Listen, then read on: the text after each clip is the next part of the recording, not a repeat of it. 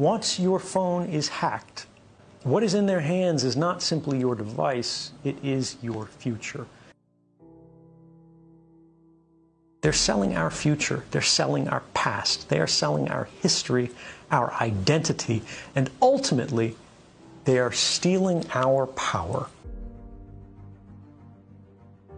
The screen may be off as it's sitting on your desk, but the device is talking all of the time. The question we have to ask is, who is it talking to?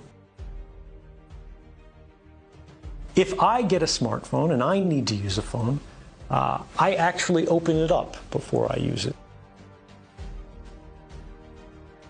Anything you can do on that device, the attacker, in this case the government, can do.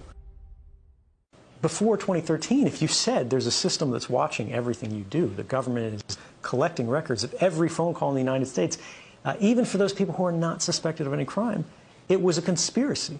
Yes, there were some people who believed it was happening. Yes, there were academics who could say this was technically possible. The world of 2013, we suspected, some suspected that this was happening. The world after 2013, we know that it's happening. The distance between speculation and fact is everything in a democracy. We have now had the first European regulations that are trying to limit the amount of data that can be collected secretly and used against populations broadly. And we have also seen the basic structure of the internet itself change in response to this understanding that the network path that all of our communications cross, when you request a website, when you send a text message, when you read an email, for so long those communications have been electronically naked or unencrypted. Before 2013, more than half the world's internet communications were unencrypted. Now, far more than half are, measured by just web traffic from one of the world's leading browsers, the Google Chrome browser. The entire world has changed in the last few years. It hasn't gone far enough. The problems still exist.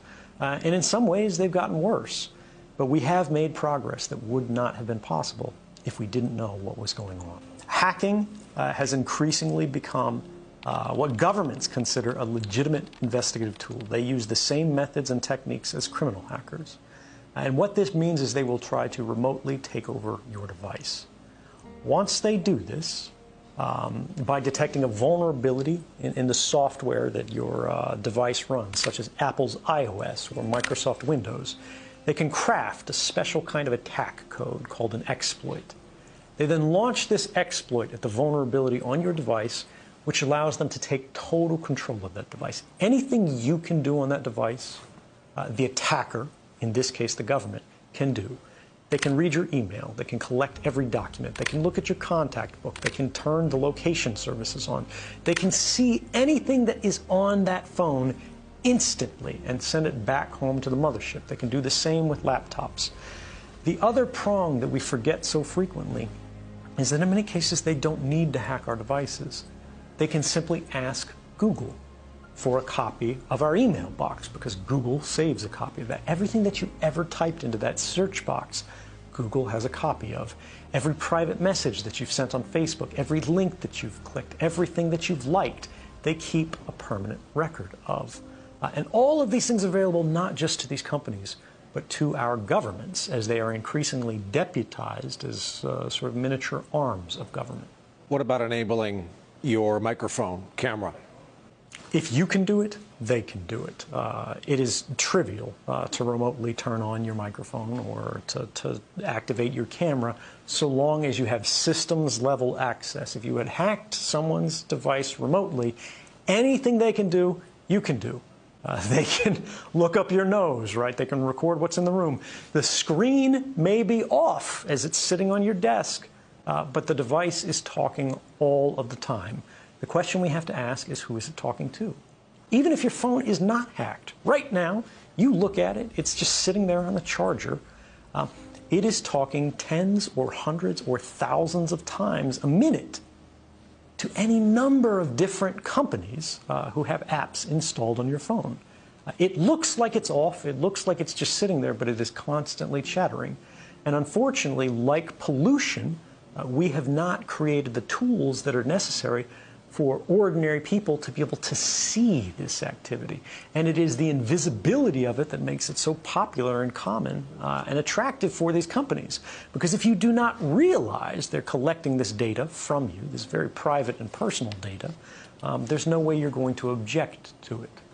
Once your phone is hacked, what is in their hands is not simply your device, it is your future. But we see how these same technologies are being applied to create what they call the social credit system. If any of your activities online, if your purchases, if your associations, if your friends are in any way different from what the government or the powers that be of the moment would like them to be, you're no longer able to purchase train tickets. You're no longer able to board an airplane. You may not be able to get a passport. You may not be eligible for a job. You might not be able to work for the government. All of these things are increasingly being created and programmed and decided by algorithms. And those algorithms are fueled by precisely the innocent data that our devices are creating all of the time, constantly, invisibly, quietly, right now. Our devices are casting all of these records that we do not see being created, that in aggregate seem very innocent. You were at Starbucks at this time. You went to the hospital afterwards.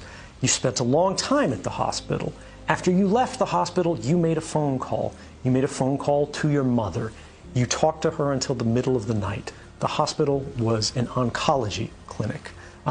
Even if you can't see the content of these communications, the activity records, what the government calls metadata, which they argue they do not need a warrant to collect, tells the whole story.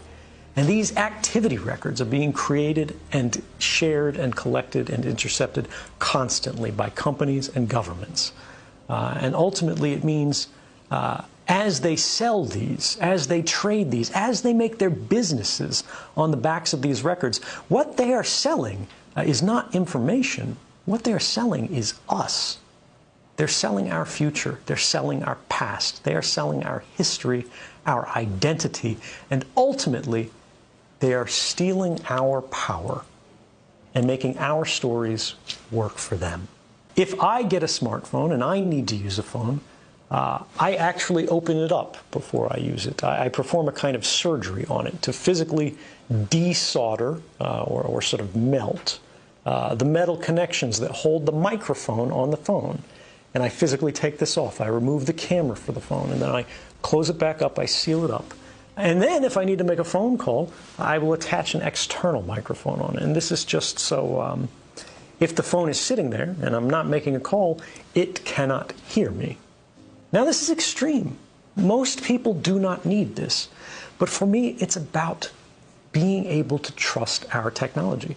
My phone could still be hacked. My laptop could still be hacked. And just as I told you before, the same principles apply to me. If it is hacked, they can do anything to the device that I can do. So my trust in technology is limited.